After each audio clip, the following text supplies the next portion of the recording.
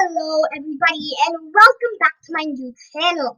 Today we are not going to be continuing on our scripting series, but instead we're going to be learning how to animate text. And just a disclaimer, I'm not going to be continuing the scripting series very soon. I'm going to be teaching you guys a lot of other things, so let's get into it. So the first thing we're going to want to do is go to your Explorer tab and search up something called STA. You should see something that says Storage UI. Now press the plus button next to it and insert in a Screens UI. Now go to the Explorer tab and search up SCR, and you should see something called Screens UI inside your Storage UI. So select it and press the plus button on it. Now put in a text label. And as you can see, there's also something called a text button. Now, I'm not going to insert that in, but what a text button technically does is, like, for example, you can make a text label that says, welcome to, and put your game's name in, because a text label is not clickable. People just show it for, like, just show it to make text. And then under that, you can make a play button that shows a shop and play buttons, and yeah, and that can be text button so that you can animate that so people can actually touch it. But never mind that. For now, we're just gonna select our text label, and you can move it wherever you want. I'm just gonna move it about over here. Okay. That looks nice. So what we're gonna do is we're gonna customize it a bit, and we can select it and go to the properties window of it, and we can customize it. So all you have to do is search up TEXT, capital T. You don't have to, but whatever. So you should see everything you will need. Now we're gonna go. Now as you can see on the very top, there's something called text. That's technically a text. Right now it's label. So you can change that manually, but right now I'm just gonna change it with a script. The text color, I'm gonna make it green. I'm going to make it scaled as well, and I'm gonna go and search up back. Now, what back does is, you should see something called background transparency. Put the number 1 in and press enter, and there should be no more background transparency, as you can see. So, the next thing we're going to want to do is select our text label and add a script to it. I'm just going to add a script like that, and let me just zoom in a bit. Let's see. Let me just zoom in a bit. Actually, no, wait. Okay. So yeah. So what we're gonna be doing. Okay. So now what we want to do is while true do. See while true do, and then press enter, and this should be what you see. Now, if you haven't watched my previous videos in the scripting series, make sure to go do that, because it'll help you learn about while true loops. Technically, what it does is it repeats things forever, and that's like a brief explanation. If you want to go in detail, go into my video, but yeah. So oops. Okay, so now we're gonna go down some lines again, and yeah, that is good.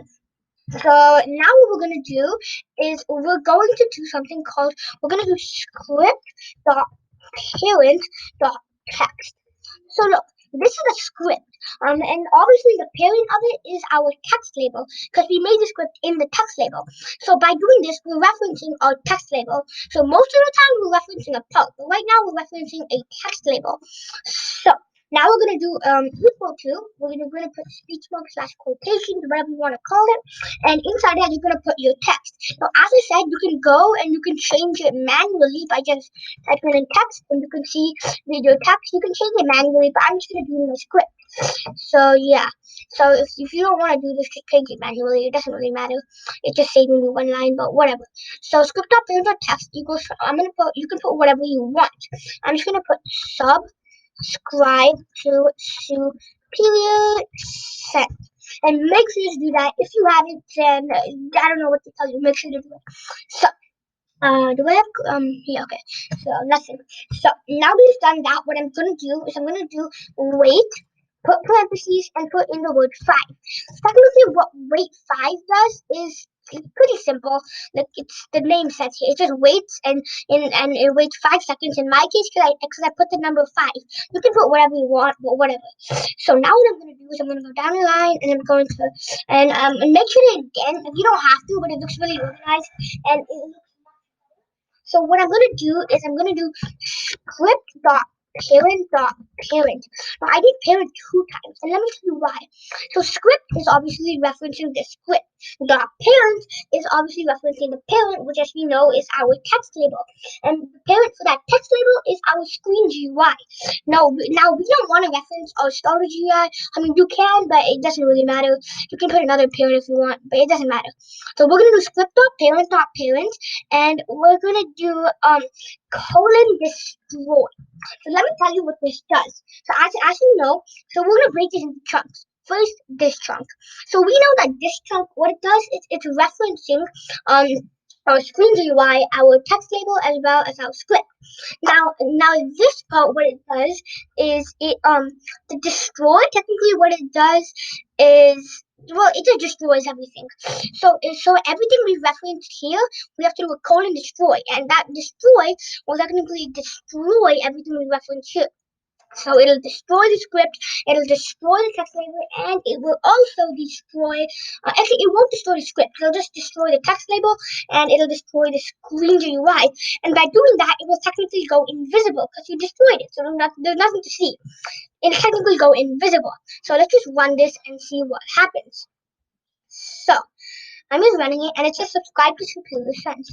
I'm gonna wait 5 seconds. So it's gonna do some stuff, and it disappears as we thought. It just got destroyed. So we're gonna go to the output window, and we see all the stuff, and there might be an error here. Don't worry about that. Like, it just doesn't matter. Now you can do some other stuff like changing the font and material. And if you want to know the properties of a text label, just you can search it up and find it as text label properties. But yeah, now we don't have to do this. We can change it to whatever we want. Like, for example, we can do script.parent.text again. Instead of doing :destroy, we can do text equals to speech mark / quotations and put something else in. Technically, what this will do is it'll make it so that there is some text in the beginning, and then it'll wait some time and it'll change the text. So if you made a cutscene by using something called trigger cutscene, we're not gonna actually make one today, but I'm just gonna tell you a little about it. So trigger cutscene, you can make a cutscene, and yeah, all that good stuff. So in the cutscene, if you also use this, you can technically make it. If you guys don't know, there's a game called Piggy. It's super popular, and there's technically cutscenes where text gets animated. This is technically what they're doing. It's just they're using a little more advanced things, but yeah, this is technically what they're doing. So yeah, we can make a new text and we can say like this video. That's what I'm gonna say, and make sure to do that as well. Okay. So now we're gonna do play and see what happens. So I'm playing it, and I see subscribe to Superior Science. Gonna wait 5 seconds. Nothing really. And one second. Wait, it's not changing. Wait, I think that's because you have to actually add a wait over here also. Cause we're in a while through do loop, which means if you want the last thing that we put into one, we have to do a wait as well. I'm gonna do a 5 after this also. Now I'm gonna play it and see what happens. So as you can see, it says subscribe to Superior Sense. Gonna wait a bit, and it says like this video. Yeah. Okay. So sorry about that error, guys. Yeah. So technically, a while through loop goes infinite times, and like your last increment, which means your last thing, like in our case this, if you don't put a wait after it, it'll execute too fast for you to see, so you won't actually see it at all. So yeah, you have to put a wait after it, and then as you can see, it worked. So we're not gonna get into trigger cutscenes as I told you about cutscenes and stuff, but we might do that in the next video, or not next, maybe a little later. But yeah, thank you for watching. I hope you enjoyed. If you did, then make sure to smash that like button as well as the subscribe button. And yeah, I would greatly appreciate it. It would greatly help me out. And goodbye.